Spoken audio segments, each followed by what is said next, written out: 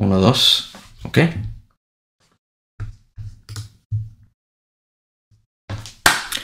Hola mundo, yo soy Angarlo y este es otro podcast y canal. No, hola mundo, yo soy Angarlo, bienvenidos a mi podcast. Hola mundo, yo soy Angarlo, bienvenidos a mi podcast y canal de YouTube. Aquí vas a aprender mejor que en ningún otro lado temas de blockchain, cripto, web3, NFTs y el metaverso. Bienvenidos. Bueno, primero que nada, gracias por sintonizar otra vez un episodio de mi podcast. Este proyecto empieza apenas a tomar forma. Me había tomado un par de días grabar otro video. Si es la primera vez viendo esto, te invito a que veas mi primer video en donde me presento y platico un poco la oportunidad de cripto en general. Platico un poco los diferentes segmentos de mercado en el que Bitcoin, Ethereum, los smart contracts y NFTs van a tener un impacto importante. Más allá de eso, espero que esta ocasión tenga menos fallas técnicas. Ya aprendí algunas lecciones de mi primer episodio y ahora ya tengo un poco más de energía y de un setup bueno en mi oficina para poder compartirles lo que les quiero enseñar el día de hoy. Bueno, antes que nada, si te gusta este contenido, por favor, suscríbete, dale like, comparte, me ayuda para tener retroalimentación y para ver si está llegando como creo que debería de llegar pues a Latinoamérica, a las personas de habla hispana, porque este tipo de contenido realmente es escaso. El día de hoy les voy a platicar un poco sobre Bitcoin. No se los voy a platicar desde una perspectiva técnica del blockchain, de criptografía, de carteras públicas y privadas, direcciones públicas y privadas y carteras cripto. Todo eso lo vamos a platicar en el siguiente episodio. El día de hoy, más bien, quiero abordar un tema muy importante que es todavía más importante que eso, que es cómo surgió Bitcoin, no en términos técnicos, sino en respuesta a qué carencias de nuestro sistema económico, de la manera en la que interactuamos dinero, intercambiamos valor e interactuamos con el dinero y cómo se compara pues con las interacciones que tenemos el día de hoy en nuestra vida diaria, en nuestra vida digital. A ver, en el capítulo anterior cubrí un poco las bases de cuál es la revolución de blockchain y cubría un poco cómo el gran invento de todo esto es la escasez digital.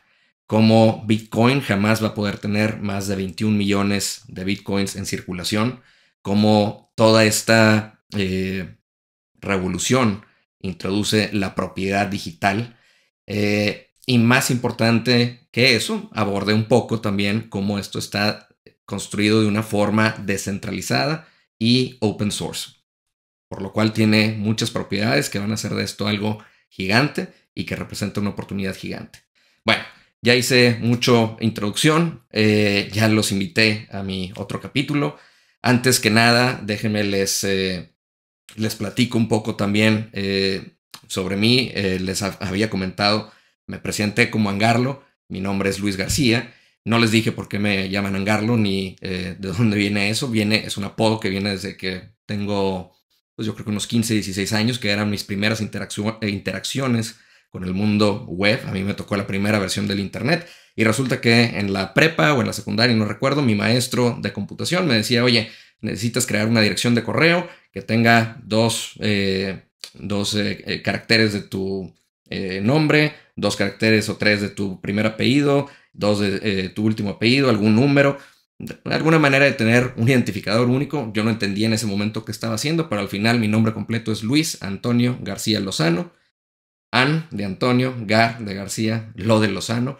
Así quedó mi primer correo electrónico y de alguna manera así quedó un seudónimo, un acrónimo que ahora lo conocen un poco en el mundo de Web3, en el mundo de cripto y por la participación que tengo en algunos proyectos de NFTs. Entonces, esa es la explicación y es la razón por la que este canal, este proyecto se llama así. Bueno, ese era un poco un easter egg, algo personal, algo como para mantenerlos un poco con una conexión directa a mí. Pero esto no se trata de platicar de mí, de mis historias, sino platicar de la oportunidad de cripto. Y como les decía, vamos a empezar a platicar de cómo Bitcoin se compara pues con el dinero, vamos a llamarlo así. Yo creo que cuando nos hablan de Bitcoin, una de las preguntas esenciales Y algo que todo el mundo cuestiona es, oye, pues, ¿qué respalda a esta moneda? ¿Cuál es el valor intrínseco que tiene? ¿Cuál es pues, lo que lo ampara? Entonces, antes de llegar ahí, mejor platiquemos cómo llegamos ahí. Entonces, a ver, empecé acelerado, déjenme me calmo y abordar esto bien claro porque es importante. Vamos a empezar a discutir cómo empieza la humanidad a intercambiar valor, a intercambiar o cómo llegamos al dinero. Todos sabemos que todo esto empieza por comunidades, por familias, por tribus, y la manera de negociar, la manera de interactuar hace miles de años era el trueque. Oye, tú tienes una vaca, yo tengo unas manzanas, yo puedo hacer este servicio, tú me pasas este otro, y era un poco, pues, el trueque de productos y servicios. ¿Cuál es el problema del trueque? Pues de pronto tú puedes tener limitantes a qué productos y servicios tienes acceso. Hay cosas que son perecederas, hay cosas que no puedes ahorrar o puedes mantener y que mantengan su valor. Una vaca pues, tiene una vida finita, se va a morir. Una cosecha de lo que quieras de maíz también tiene unos ciclos altos y bajos. Entonces, y es un perecedero. Entonces, ¿cómo conservas ese valor? ¿Cómo intercambias y transportas de manera más fácil ese intercambio de valor? No puedes ir, pues, por el pueblo intercambiando vacas. No puedes de pronto vender una oreja de una vaca, una pata de una vaca. Pues, si la empiezas a vender así es porque ya la mataste y ya la estás vendiendo como carne, no como livestock y no como algo que tiene un valor que puede después transferirse. Bueno, entonces, obviamente, pues eso genera ciertas deficiencias en el intercambio de valor, en cómo interactuamos como humanos. Y entonces empiezan a haber sistemas pues, de intercambio con algún tipo de asset, de commodity, algo que tenga de común acuerdo un valor. Y por ejemplo, ahí es donde surge, oye, pues el cacao, los seashells, unos conchitas ahí, el oro, metales preciosos. Entonces, al final, ese tipo de materiales son tan escasos, o por lo menos se creía que eran tan escasos, que entre una comunidad se ponen de acuerdo y dicen, oye, pues esto, como es escaso, vamos a utilizarlo como una avenida para, de común acuerdo, poder intercambiar valor. Y yo sé que si tengo una pepita de oro, esa pepita de oro pues me va a poder intercambiar por ciertos productos o servicios, ya sean barras de pan, ya sea una vaca, ya sea un servicio de alguien que me necesita hacer algo para mi hogar, lo que sea. Bueno, entonces llegamos a ese momento en el que ya empieza a formarse el concepto de dinero y de algo que puede mantener valor o puede interpretarse por un intercambio de valor. Ya no es la vaca, ya no es el maíz, ya no es el servicio, ya es algo que es intercambiable por eso. Pero luego, ¿cuál es el problema? Oye, pues el dinero también tiene ciertas limitantes y el oro tiene ciertas limitantes de transportación, tiene ciertos riesgos de almacenamiento. Tú no quieres tener todo a lo mejor expuesto a que cualquier persona llegue y te quite o embargue esos commodities, esos assets. Entonces, ahí es donde de pronto llegan los bancos, llegan los intermediadores y llegan como una solución, digamos, a que, oye, pues yo te guardo tu oro, yo te guardo tus commodities y yo puedo responder por esos compromisos. Y aquí está un papel que representa este asset que tú tienes guardado. Así es como empieza un poco el intercambio de valor por medio de papel, por medio de dinero, por medio de monedas.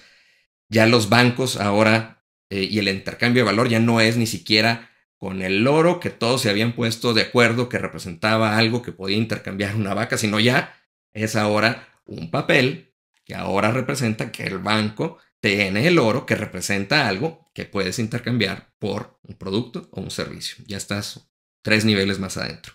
Bueno, ¿qué pasa con eso? Pues todo eso, como sabemos, se transforma en dinero. Se transforma en que los bancos ahora ya emiten este papel, ya tienen una moneda que es de común acuerdo, que todos estamos de acuerdo que si yo agarro un billete de $10 o de 100 pesos o de lo que quieras, ese billete en un país, por lo menos que tiene un cierto gobierno, lo voy a poder intercambiar y tiene que ser aceptado por servicios, por productos. Es un option call on anything. Puedes comprar lo que quieras con eso. Es realmente el currency, es la definición de moneda, moneda soberana, moneda respaldada por un gobierno. Eso en el mundo financiero, en el mundo cripto también, se le llama fiat currency. Fiat que creo que tiene que ver con el latín, no recuerdo el latín exacto, pero era by the government. Es papel que está respaldado por el dinero, por el gobierno, perdón. Ese es el dinero. Entonces, fiat ha sido la manera en la que hemos intercambiado valor. Ha sido la manera en la que de pronto economías se apalancan o hacen referencia a cierta deuda que tienen. Por ejemplo, si tú preguntas, oye, ¿cuál es la deuda externa de X país de México? No te la van a decir en pesos, te la van a decir en dólares. ¿Por qué? Porque de pronto el dólar se vuelve el estándar de la economía mundial. ¿Cómo sucede eso? Curiosamente, hasta donde entiendo yo, hasta 1970, el dólar todavía estaba atado a lo que le llamaban el gold standard.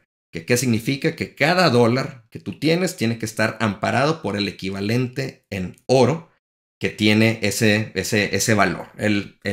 Cada dólar, cada papel que se imprime, tiene que estar respaldado por la misma cantidad de oro que está almacenado en algún lugar. Bueno, en 1970, los genios de las finanzas, los bancos centrales, el gobierno y demás, se les ocurre decir, oye, pues sabes qué, ya no es muy práctico eso, quién está intercambiando lingotes de oro y pepitas de oro, esto ya nos vamos a mover del gold standard y ahora pues no hay necesariamente una paridad de el metal precioso con el papel que yo estoy emitiendo. Y desde ahí, ya ahora el estándar mundial es el dólar, es el papel y es como hemos intercambiado valor. Bueno, bonita historia, ¿no?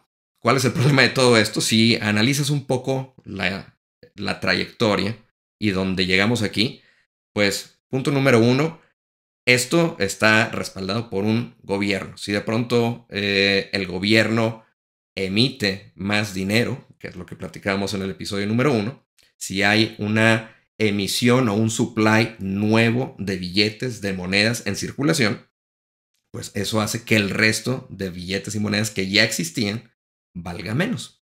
Eso es algo que no recuerdo exactamente el término, creo que le llaman QE, Quantitative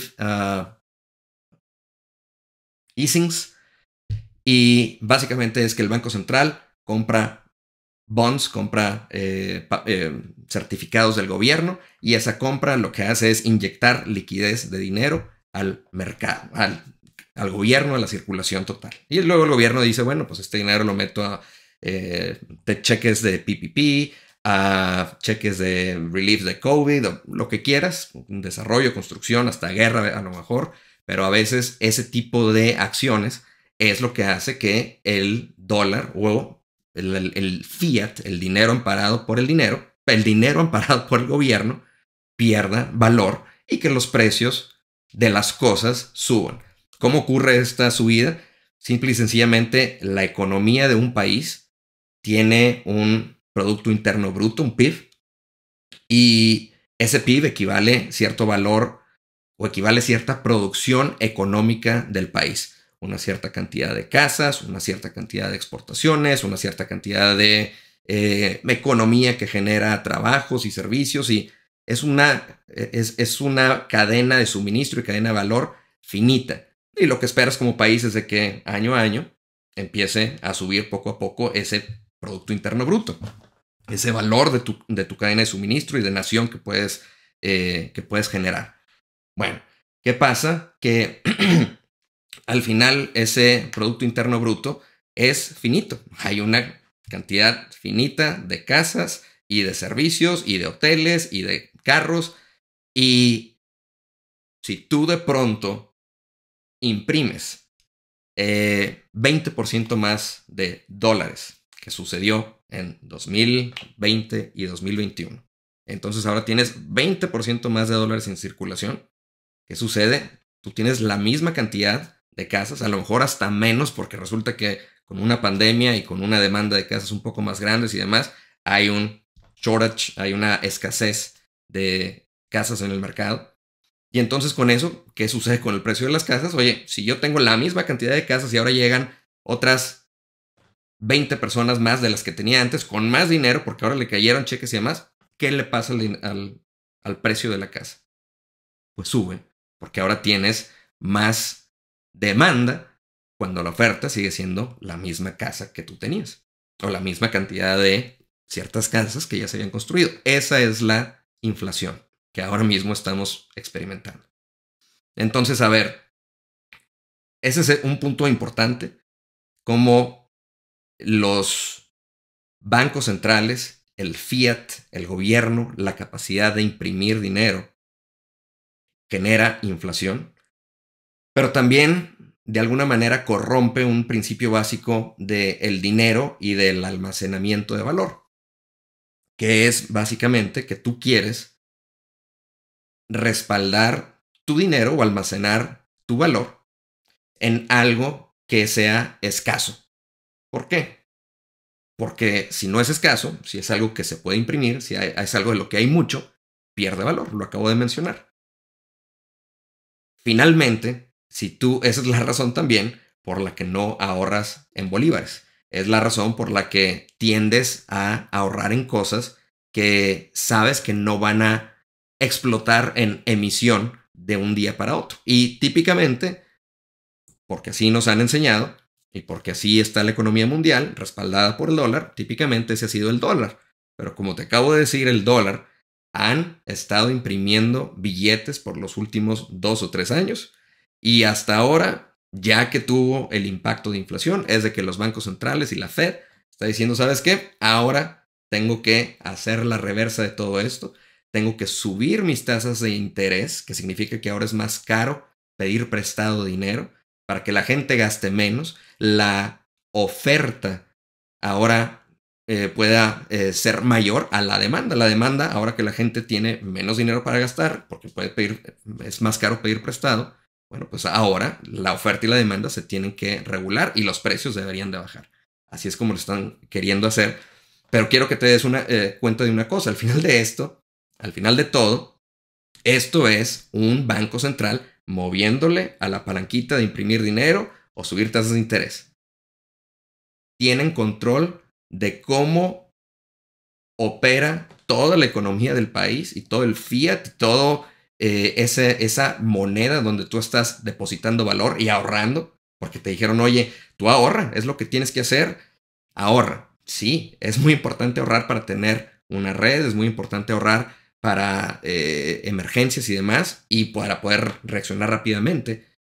Pero una vez que tienes ese colchón, ya no es un tema de ahorrar, es un tema de a largo plazo en dónde voy a poner mi dinero. Y eso, a qué nivel de riesgo me siento confiado de participar. ¿Es en un CETE o en un Treasury Bond que tiene, en teoría, muy poco riesgo? Bueno, pues tiene muy poco riesgo, pero también tiene un rendimiento pequeñito. ¿Es en una acción? Bueno, puede ser una acción, pero como sabemos, las acciones tienen un poco más riesgo, un poco más de rendimiento también, más volatilidad.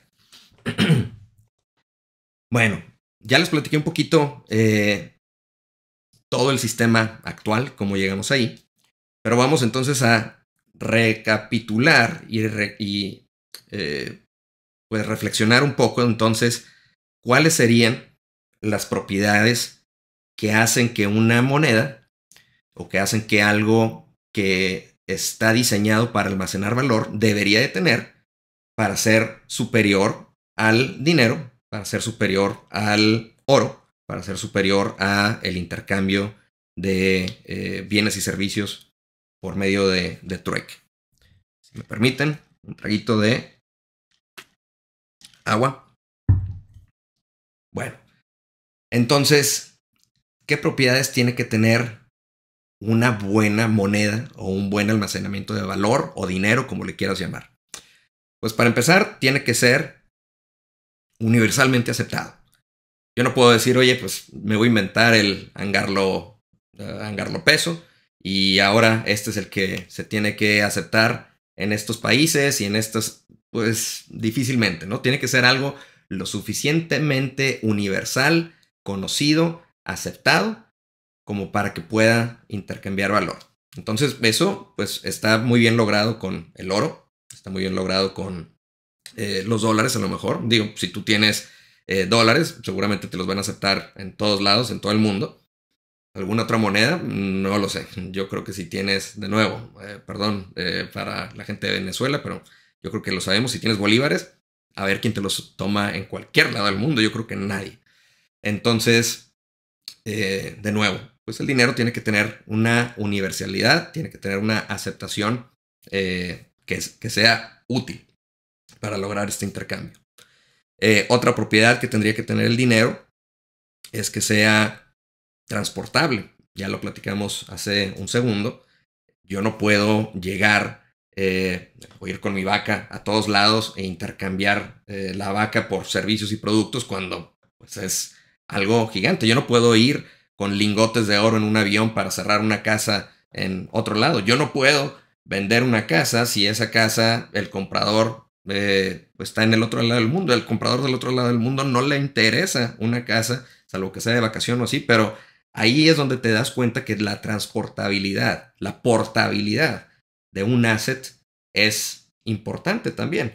Lo acabo de mencionar. Oye, todo el mundo quiere una propiedad, una casa, un bien raíz. Y claro que es una buena inversión típicamente.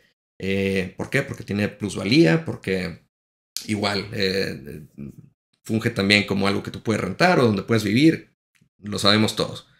Pero ¿qué pasa si de pronto tú tienes ese... a ver, ya se me está congelando. Perdón. ¿Qué pasa si tienes esa casa en, pues no sé, vamos a decir, en Ucrania? Y de repente Rusia emite o declara una guerra. Tu, tu casa ya se quedó ahí. Ya si la quieres vender, ¿qué pasó con tu casa? Pues ya está sujeta a la realidad de tu país, de tu localidad, de tu mercado. Y todo ese valor que a lo mejor el día de ayer estaba almacenado en una propiedad muy buena, con plusvalía, con lo que quieras, por un cambio de gobierno, por una guerra, por un mal actor, por un factor externo, de pronto ya te fregaste, pierde valor y es algo que no puedes transportar, no puedes mover. Entonces ya dijimos universalidad, ya dijimos portabilidad que tendría que tener el dinero. Vamos a ver otra propiedad que tendría que ser, que es fraccionalizable. ¿Qué quiere decir esto? Quiere decir que igual, como les decía con la vaca, yo no puedo ir con la vaca de pueblo en pueblo, no nada más porque sería una hueva ir con una vaca de pueblo en pueblo, sino porque yo no puedo darle una oreja a uno, una pata a otro, el rabo a otro. Para el segundo pueblo ya la vaca ya se murió, ¿no? Entonces, así mismo, yo no puedo ir con un lingote de oro y, ¿cuánto costó la hamburguesa? Déjame te pago con esta pepita de oro que voy a sacar de aquí, esta rebanadita, y a ver, esta otra vamos a pesarla. El oro podrá almacenar dinero muy bien, podrá ser escaso entre comillas, pero no es fraccionalizable. Es fraccionalizable si tú lo digitalizas, si tú al final lo que compras es un fondo de oro y que está atado al precio del oro. Ok, ahí sí lo puedes fraccionalizar y comprar a lo mejor el precio solamente del fondo o comprar una fracción de ese fondo, pero el oro como tal, como un asset, no es fraccionalizable infinitamente, por lo menos no práctico, no en el sentido de transportación. El dólar, yo te diría, sí, el dólar es fraccionalizable en el sentido de que si yo te cobro $100, yo te puedo cobrar, tú me puedes pagar más bien en monedas de 1 centavo, en quarters, en billetitos de 1, en un billete de 100. Es fungible, es intercambiable, pero también tiene todas esas unidades intermedias en las que yo puedo vender algo a $100 o a 9.99 o a 15.99 y tú con una cantidad de dólares tú puedes llegar y fraccionalizar y pagar exactamente eso. Y eso hace que sea efectivo también como un método de intercambio. Entonces, bueno, portable, fraccionalizable. Y lo más importante es que sea escaso. Ya lo dijimos. Si tú puedes imprimir más dinero, pues se diluye el precio de tu activo o el precio de tu moneda. Si tú puedes poner en circulación más oro, eso es lo mismo que ocurre con el precio del oro. Se los comentaba en el episodio 1, pero el oro tiene una inflación se pone en circulación más oro en una cantidad de 2% anualmente. Y solamente en este año acaban de encontrar un yacimiento gigantesco en Uganda que también al final va a hacer que haya más oro en circulación. ¿Qué va a pasar con el precio del oro? Eventualmente ese oro en circulación va a hacer que el precio baje. En fin, con todas estas propiedades, yo creo que empiezas a ver cómo alguien que quiere hacer un producto superior tiene que considerar todos estos elementos. Algo que no pueda ser censurable, algo que sea infinitamente fraccionalizable, algo que sea resistente, algo que sea portable, algo que sea escaso. Y ese algo, como te imaginas, es Bitcoin. En el episodio que viene voy a poderte platicar un poco más la historia de cómo se creó Bitcoin, ya en términos más prácticos de qué propiedades tiene, cómo funciona en términos de blockchains y demás. Pero al final lo que te puedo decir ahora es la manera en la que surge es de una manera anónima en un foro de criptografía. En ese foro de criptografía, un tipo dice, aquí está una tesis que tengo, estoy resolviendo un problema gigante que es cómo transportar valor de manera digital y de manera incensurable y sin ningún intermediario. Suena fácil, suena sencillo, pero es uno de esos problemas matemáticos y de esos temas de confianza y de sincronía que hasta que no salió ese white paper y esa primera liga diciendo aquí está la primera versión de un prototipo de código open source que tú puedes ver y que se trata de emitir esto, hasta que no sucedió eso, que no se publicó eso, no se había podido resolver ese problema matemático o ese problema de inconsistencia de manera digital. ¿Cuál es ese problema? Es básicamente el problema de double spend. Oye, si tú vas a hacer una moneda digital que no tiene un intermediario, no es PayPal sin PayPal, es Cash App sin el app, es un banco y todo lo que puedes hacer con un banco sin el banco, es algo peer-to-peer, tú y yo haciendo de manera incensurable y sin ninguna limitación de tiempo, de cantidad, de espacio, de continente, podemos hacer una transacción tú y yo, sin ningún intermediario. De nuevo, tú dirás, oye, ya lo estoy haciendo. Piensa en dónde lo estás haciendo. Lo estás haciendo en un servidor de algún banco, lo estás haciendo a través de una aplicación de PayPal, estás pagando alguna comisión, estás haciendo algún tipo de intercambio con un intermediario para lograr este intercambio de valor. Hasta que Bitcoin fue creado, se logró hacer esto sin ningún intermediario. Y el problema que resolvió de Double Spend es básicamente, oye, si no hay ningún intermediario y este sistema está distribuido en cientos de miles de computadoras, ¿cómo hago yo para que una transacción que te estoy enviando yo no la agarre primero un nodo que está cerquita de mí o que está, pues lo agarró para procesarlo primero, y en lo que lo está procesando, en la que mi red lo está certificando, yo tengo otra emisión del mismo dinero que yo dije que te estaba mandando a ti, lo estoy haciendo con otro actor. Ese es un problema que de pronto en un sistema distribuido, los relojes que no están completamente sincronizados pueden generar un dolor de cabeza en donde pueda haber doble gasto de una sola moneda. Bueno, la arquitectura de Bitcoin y el esquema de blockchain lo que hace es diseñar una red distribuida con reglas que se emiten desde el día 1 que permiten que esa sincronía ocurra. Bitcoin, no lo he mencionado, pero tiene un heartbeat de 10 minutos. Cada 10 minutos se certifica un bloque nuevo. Tú me puedes decir, oye, pues es que yo he escuchado que hay más miners, hay más capacidad de cómputo. Bitcoin se autorregula y el código que estos miners, que estos nodos en la red están tratando de resolver para generar más Bitcoin, para tener recompensas, esas operaciones se hacen más complejas o menos complejas dependiendo de cuántos miners hay en la red. Y se hacen más complejas o menos complejas de forma de que cada 10 minutos exista una confirmación de un nodo nuevo y que esa confirmación se haga de manera consensuada a través de esta red distribuida.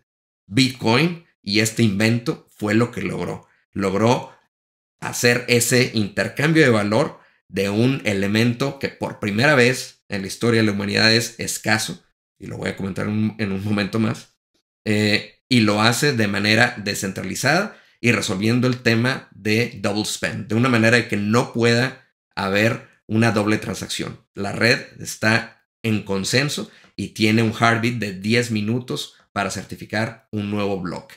Ahora tú me dirás, bueno, y eso significa también que, pues si hay más miners, va a haber más Bitcoin. No, tampoco.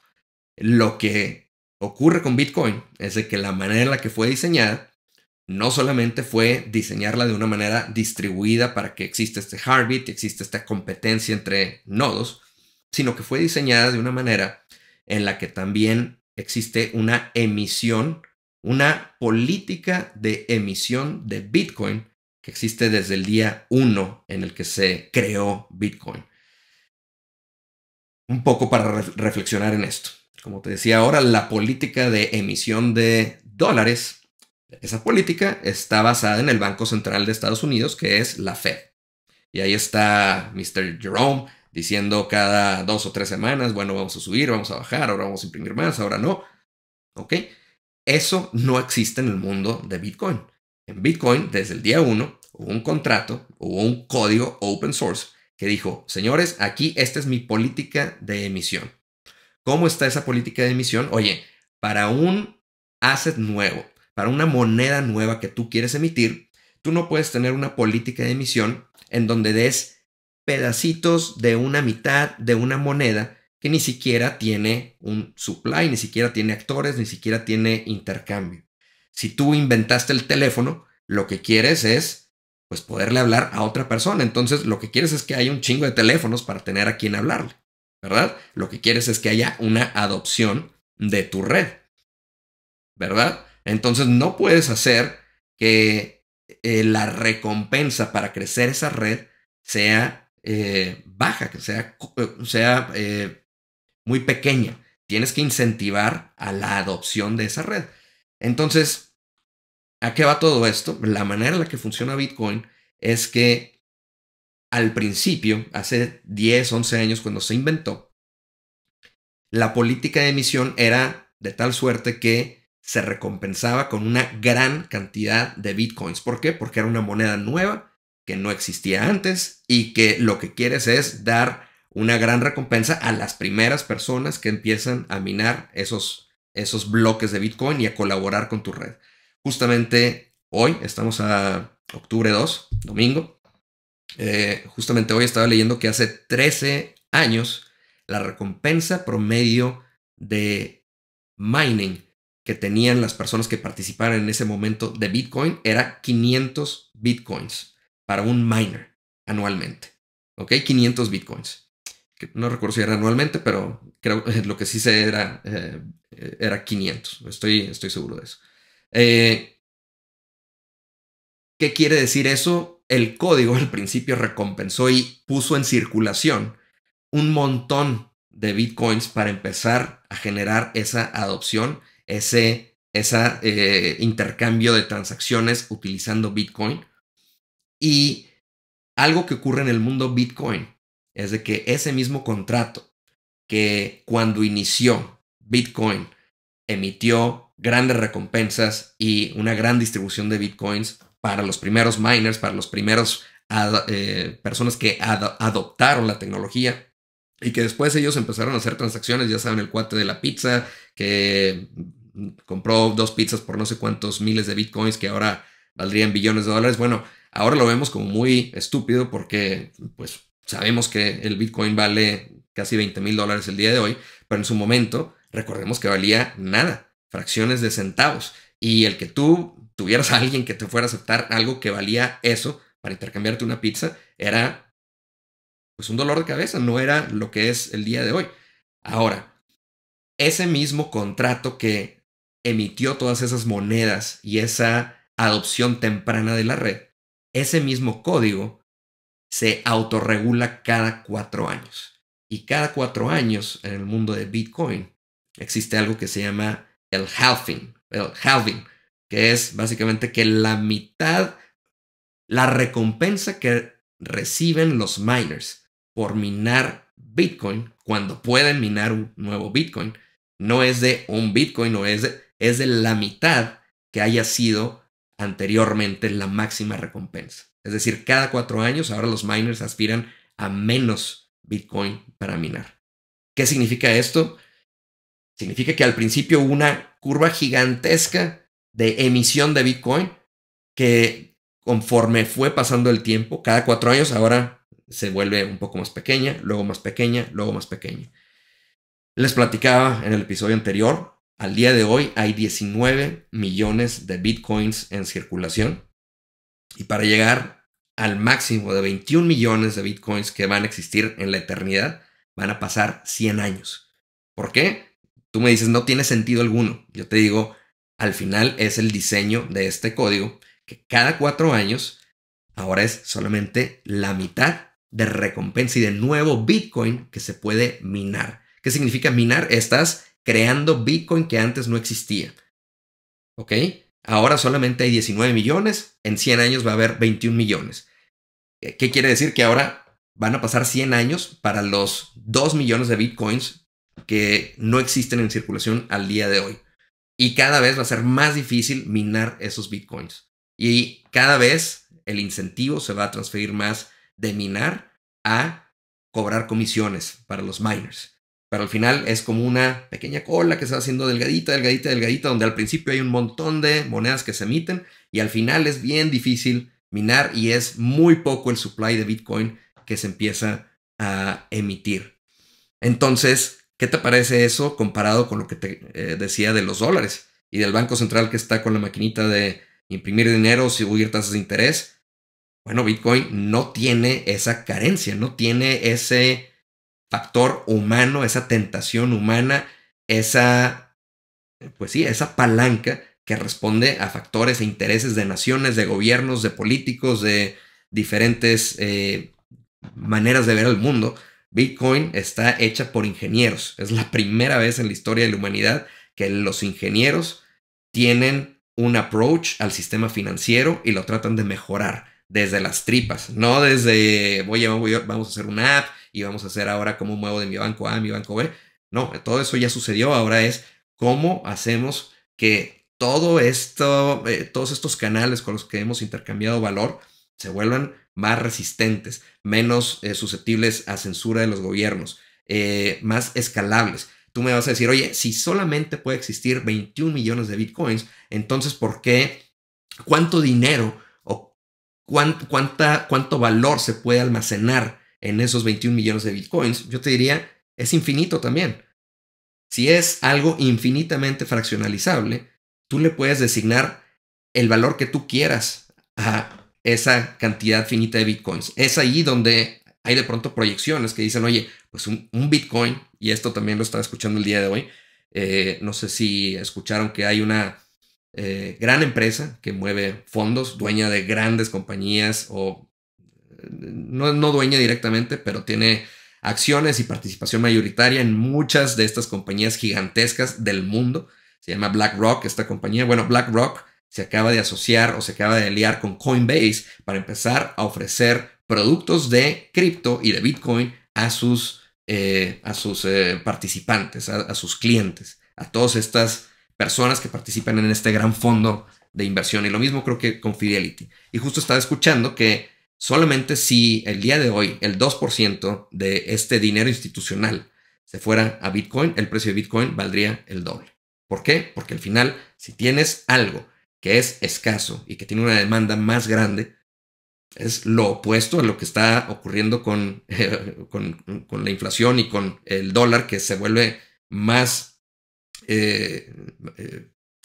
hay más circulación de él y se vuelve menos valioso. Acá al revés, hay un supply finito que no crece, que se va a tardar 100 años en generar los últimos 2 millones que existen, que hay algunos que están perdidos. Mencioné Bitcoin, no se puede hackear, pero sí que se pueden hacer estafas de carteras digitales, sí que hay hacks en los exchanges, sí que hay gente que abusa del tema de cripto y ha hecho estafas con shitcoins o monedas que simulan ser robustas como Bitcoin o Ethereum, pero son una porquería. Entonces, en siguientes episodios voy a abordar un poco de esto, pero lo que quiero que sepas es de que Bitcoin no tiene estas otras carencias que el dinero normal ha tenido hasta donde conocemos en la historia de la humanidad. No solamente el dinero lo desasociaron del oro y ya no tiene algo que lo respalde, sino que ahora también está la maquinita de imprimir más de él y que la inflación se mande al carajo como el gobierno le dé la gana. Y ahí es donde surge Bitcoin.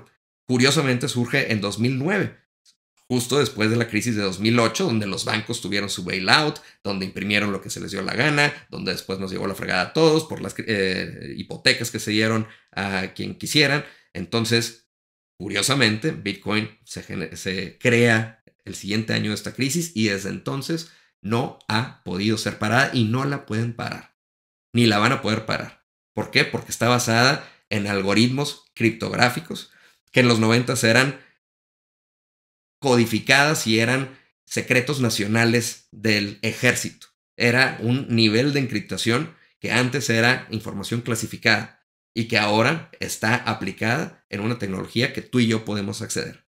Entonces, si Bitcoin es infinitamente fraccionalizable, es más escasa que cualquier otro activo que hayas visto en el planeta, si no tiene censura, no lo pueden censurar, si no hay un tema de burocracia o de política monetaria que sea discrecionaria a lo que se le antoje la gana a un banquero, sino que está por código y por lo que se programó desde el día 1 y solamente con consenso de 2000 miners puede haber un cambio al código.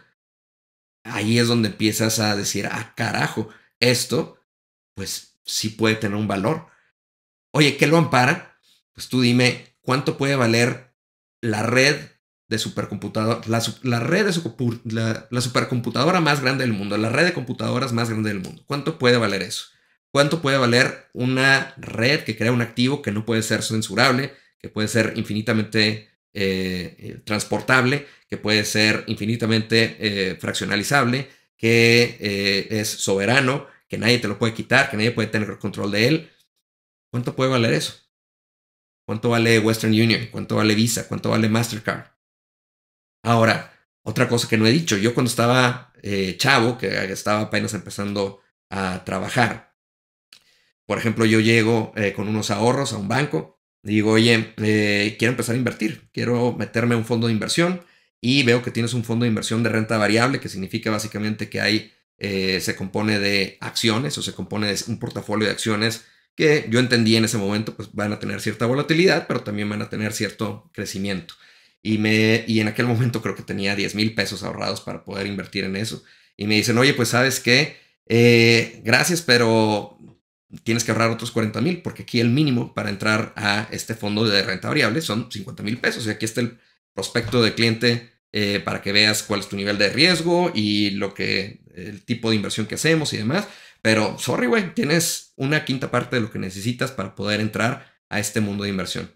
Ah, caray. Y yo era profesionista, ya tenía un trabajo normal, venía graduado de una buena universidad y de pronto me doy cuenta de que siendo adulto, sin tener historial delictivo, teniendo mi título universitario, teniendo un trabajo y teniendo 10,000 pesos ahorrados, que pues, son muy buenos, son $500.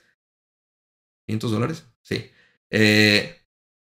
Pues no podía invertir en un fondo de acciones. Ah, caray. Y entonces, imagínate a alguien en el otro lado del mundo que a lo mejor ni siquiera tiene acceso a la banca. O imagínate gente que, de nuevo, o sea, tiene mis 10,000 pesos, no tiene 50,000, 10,000 son una cantidad importante de dinero que yo había ahorrado en ese momento y que yo sentía, wow, ya es una meta, ahora sí vamos a generar más y me sentí con una bofetada casi casi por esta señorita que me dice, no, resulta que no puedes ni siquiera participar. ¿Por qué? Porque el gobierno y el banco y aquí la política es, tú no puedes participar con algo tan chiquito en algo tan riesgoso. ¿Ok? Bitcoin no tiene ninguna restricción de nada. Tú puedes llegar a tu casa el día de hoy, meterte y generar una dirección de Bitcoin sin tener un exchange, sin tener nada, sin tener un ID ni nada.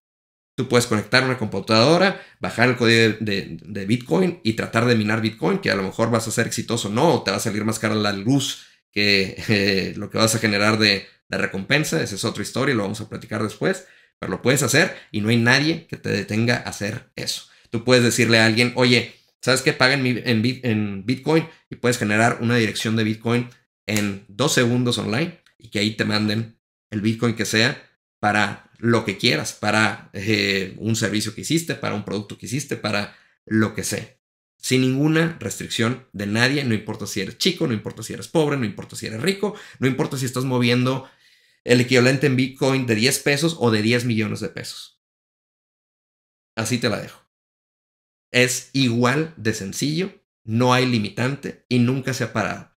Oye, el Stock Exchange, el Nasdaq, el Dow, el Nasdaq y el Dow operan de lunes a viernes de 9 a 4 de la tarde y han tenido caídas. Y de repente dicen, ay cabrón, esta acción está en picada, vamos a pararla. ¿Por qué? Porque vamos a ver qué está pasando aquí, puede haber algo raro. Y ahí están ellos también moviendo sus palanquitas y de repente hay alguna irregularidad y de repente la paran y de repente hay una actualización y de repente hay un cambio. Eso no existe en el mundo de Bitcoin. ¿Ok?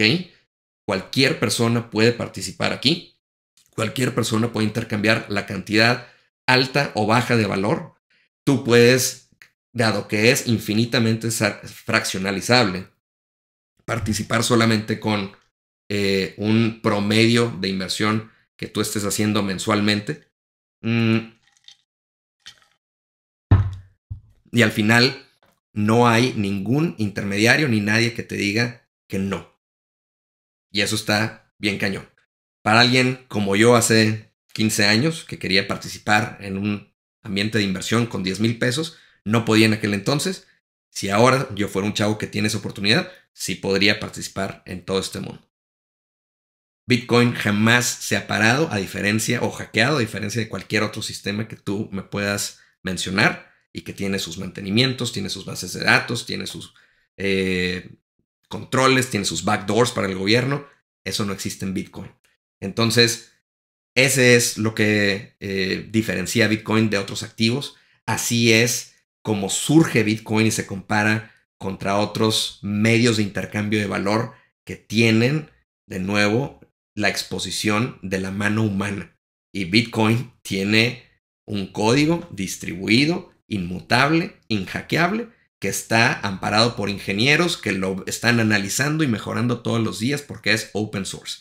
Si Rusia mañana dice, oye, yo quiero hackear esto, para empezar ya lo hubieran hecho, hubieran extraído trillones o billones de dólares en equivalente valor de Bitcoin, ¿verdad? Segundo, para que lograran eso, tendrían que meter un código maligno a Bitcoin y ese código maligno tendría que ser certificado como código bueno por 2,000 nodos descentralizados y distribuidos alrededor del mundo, de los cuales se eligen o se mina de forma aleatoria. Rusia no tendría control alguno sobre eso. ¿Qué otra cosa podría suceder? Oye, ¿cómo pudieran hackear realmente Bitcoin? Lo vamos a platicar, es un fun fact más o menos, pero Bitcoin solamente se puede hackear si existieran más del 51% de los actores de esta red distribuida fueran malos actores y estuvieran tratando de meter una transacción pues maligna o falsa, y la red se confundiera porque ahora más del 51% de todos estos nodos están diciendo que es esta otra cosa, es este otro consenso.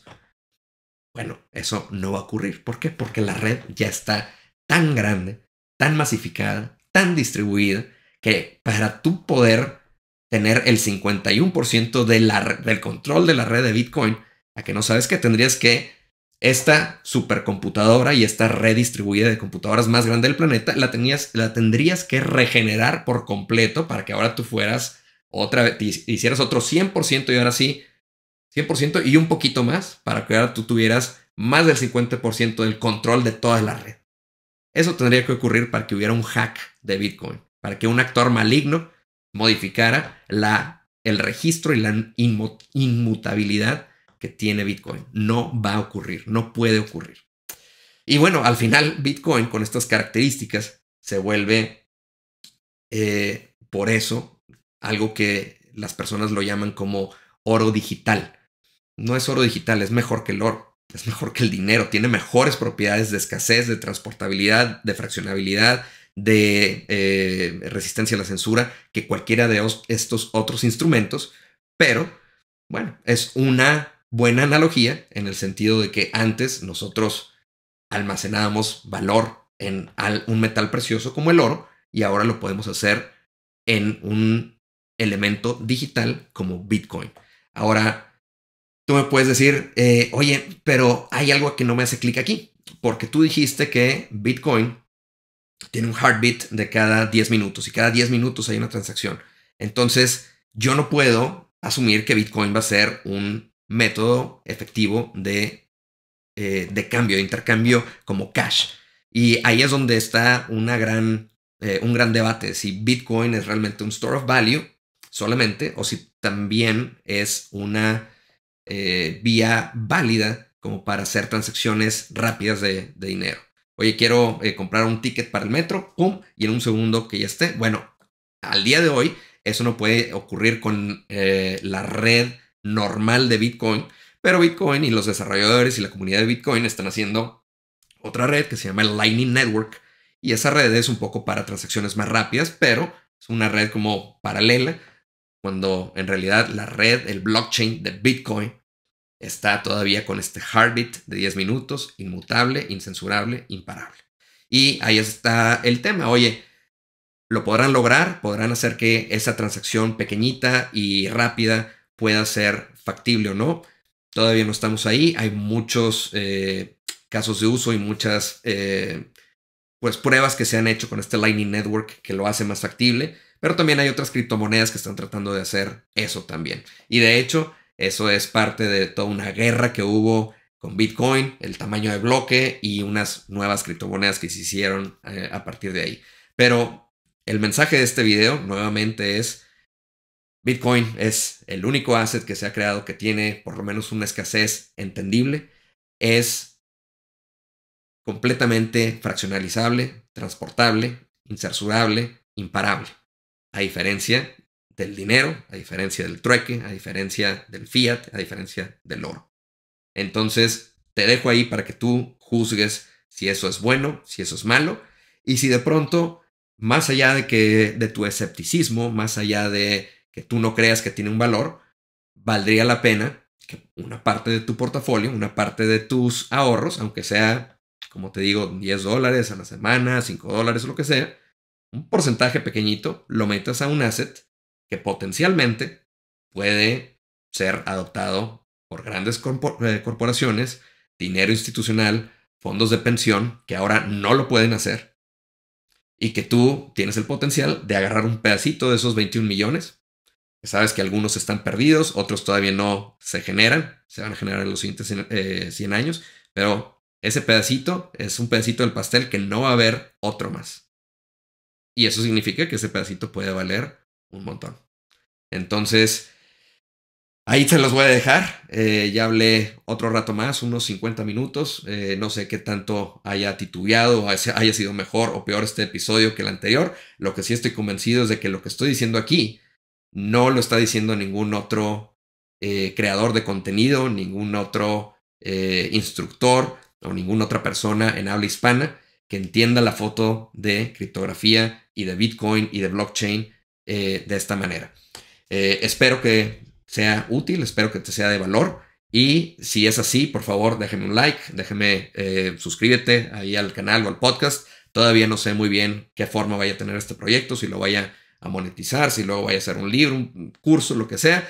Ahora mismo no te estoy vendiendo absolutamente nada y vaya que ni siquiera te he platicado de mi participación en algunos proyectos NFTs, que luego si yo te dijera, oye, pues estoy aquí o acá y hago que esos proyectos se inflen, pues yo me pudiera llenar las bolsas de utilidad en eso y no es algo que quiera hacer. Realmente lo que quiero es que esto sea algo transparente, esto sea simple y sencillamente transmitir valor, transmitir educación de cripto, educación financiera, entender un poco el porqué de estas cosas y no te pierdas el siguiente episodio porque en el siguiente episodio lo que voy a platicar es ahora sí, ya no en términos de cómo cripto se compara o Bitcoin se compara con el dinero, sino cómo funciona Bitcoin, qué es todo este tema de un blockchain, qué actores hay, cómo saco mi dinero o cómo lo convierto. Yo se va a quedar siempre en Bitcoin, o lo puedo cambiar a pesos, lo puedo cambiar a dólares, cómo hago eso, cómo me van a censurar, cómo pago impuestos. Todo eso es el foco del siguiente episodio. Entonces te agradezco nuevamente, espero sea de valor este episodio y te espero en el siguiente episodio. Gracias, hasta luego.